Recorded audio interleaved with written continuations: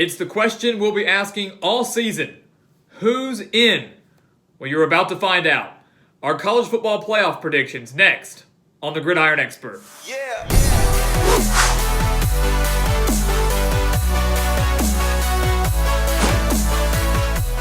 And here it is, college football's Final Four and our New Year's Six bowl games. And I'm sure as you watched our game-by-game predictions over the course of the summer, it became fairly evident which teams we were going to have up here in our projected playoff and our projected New Year's Six bowl games. But nonetheless, we're going to break down every single team and give you our reasoning for why we have these teams either competing for a spot in the national championship game or competing in one of the most highly coveted bowl games in all of college football. And we'll start over here between Clemson and Oklahoma in the Peach Bowl. Clemson sitting at number 1 shouldn't come as a surprise to anybody. We have the Tigers finishing the season 12-0, winning the ACC title over Miami. I don't expect them to drop down to number 2. I think they still are the undisputed number 1, should be at the beginning of the season, and if they run the tables, should be at the end of the season. So we have the Tigers coming in at number 1 here, facing off against Oklahoma. And if you went back and watched our previous video, we broke down a scenario listing the 3 teams that we have battling for this spot at number 4. And that is between LSU, Georgia, and Oklahoma.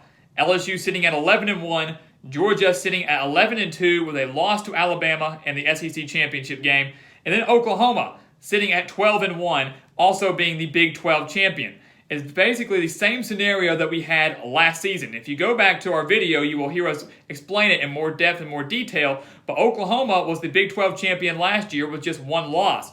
Georgia was the same scenario, a 2-loss team, one of those losses coming to Alabama in the SEC title game, and the Sooners got the nod over the Bulldogs. So really, this could be more of a battle between LSU and Oklahoma. But I can't see the committee not putting in the Sooners, being the Big 12 champion and their only loss coming to Texas. So we have Lincoln Riley and the Sooners making yet another college football playoff appearance, this time facing off against Clemson.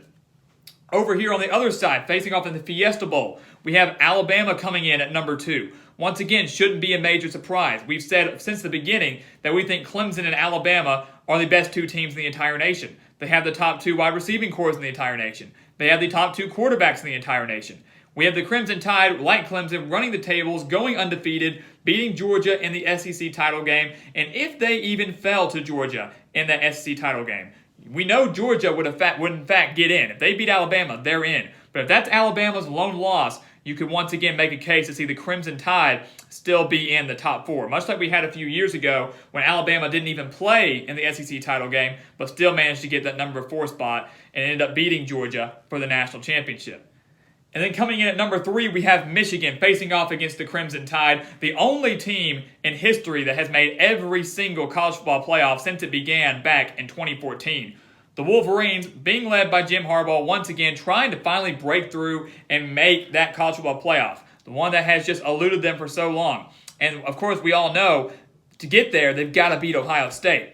Luckily for the Wolverines, they host their 3 biggest rivals in Notre Dame, Michigan State, and Ohio State. We have the Wolverines at 11-1 in the regular season, beating Nebraska in the Big Ten title game. Of course, we'll talk about the Cornhuskers here in a minute, but sitting at 12-1 with a Big Ten title under their belt, there's no way the committee can leave them out. The Wolverines finally break through and get to the college football playoff.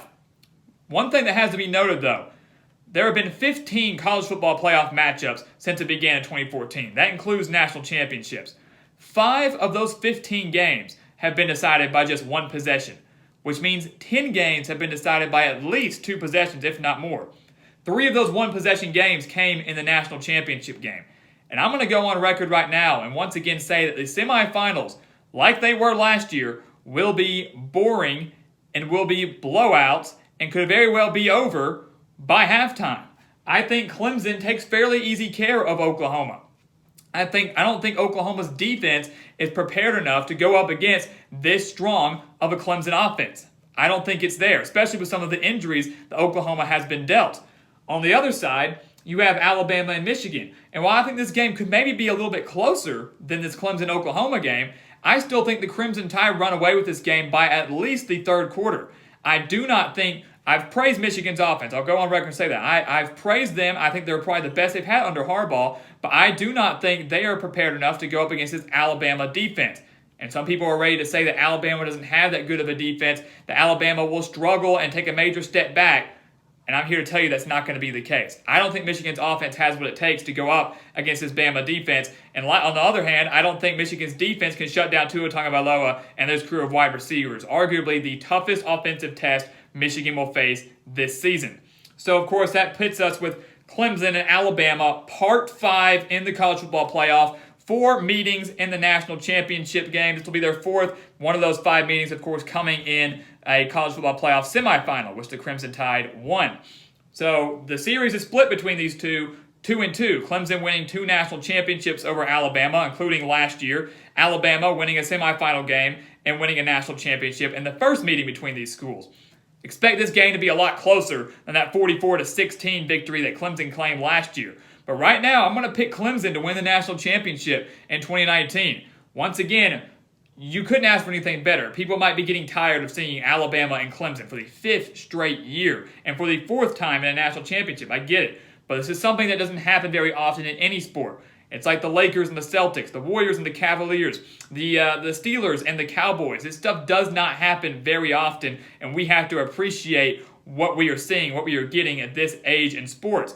Clemson and Bama, Part 5, we're picking the Tigers, a team that I think will improve defensively as the season goes on. Like Alabama, lost a lot of star power, but right now I'm giving their quarterback the edge. I think Trevor Lawrence is the best quarterback in football right now, and I think that he has once again enough to beat Alabama, even though they are hungry to get revenge after falling last year by 28 points. Once again, these predictions can all change. Wait till the playoffs are official in December. Then we'll come back and talk about it some more. But right now, our projected playoffs going into 2019. And then, of course, down here, we haven't forgotten our New Year's 6 bowl game predictions. We don't do these very often, but we decided to make an exception this year just to bring you guys a little more excitement, a little more insight. And we really just looked at these and we looked at the tie-ins that each conference has to these bowl games. And we'll break those down for you fairly simply here. The Cotton Bowl will consist of the at-large and the Group of 5 champion. That's a no-brainer here. So right now we have Central Florida, a team that we have finishing 12-1, including a win in the American Athletic Conference Championship game, making their 3rd straight New Year's 6 bowl game appearance, beating Auburn 2 years ago, falling by 8 to LSU last year, and we have them facing off against Notre Dame here. Now, there's a very solid chance that Notre Dame could get the spot in the Orange Bowl. We have the Notre Dame Fighting Irish finishing 10-2. So there's a spot, assuming they can get to a New Year's 6 bowl game, a chance they'll come to the Orange Bowl where they have a tie-in. And, of course, everybody would love to see the Catholics versus the convicts, Miami and Notre Dame. But right now, we're not going to put them there. I don't see that happening because LSU at 11-1 will get a New Year's 6 bowl spot, and I don't see them, the committee and everything working out, having a rematch between the Knights and the Tigers, even though we do have the same here between Georgia and Texas, and we'll get there. But this game would be intriguing on so many levels. Notre Dame criticized for not being able to win the big games, falling in the playoff last year, falling in the Fiesta Bowl a few years ago, not being able to win these BCS New Year's 6 caliber bowl games. Could they do it against a Group of 5 opponent?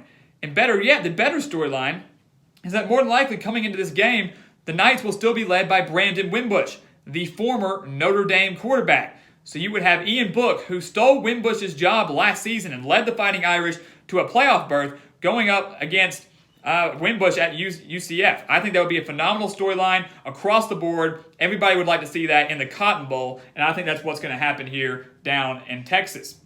Coming in with the Orange Bowl, we have Miami and LSU, the 2 teams that met up in the regular season last year to kick off the 2018 campaign. And, of course, the Tigers annihilated the Hurricanes there. That score, I think, was a 16-point victory for the Tigers. Actually looked a little bit closer than it really was, and 16 is not all that close. But the Orange Bowl tie-in goes to the number 1 team in the ACC. Of course, that is Clemson, who will make the college football playoff. So it will go down to the second best team in the ACC, which we have in Miami, who we have making the ACC title game, but falling to the Tigers. LSU sitting at 11-1, they're going to a New Year's 6 bowl game if they can't find themselves a way into the college football playoff. Maybe they come down here to the Sugar Bowl, but that goes to the number 1 team in the SEC, which would be Alabama.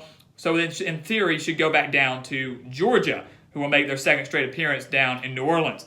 But I think a lot of people would like to see Miami and LSU, a rejuvenated Miami team that should be better than they were last year, two very dominant defensive teams, and two teams that will hopefully be improved offensively. LSU definitely going to be even better than they were last year. And now you have Miami, their quarterback in Jaron Williams. Can he live up to the hype? He beat out Tate Martell. Could he lead them to a revenge win over the Tigers at their home stadium?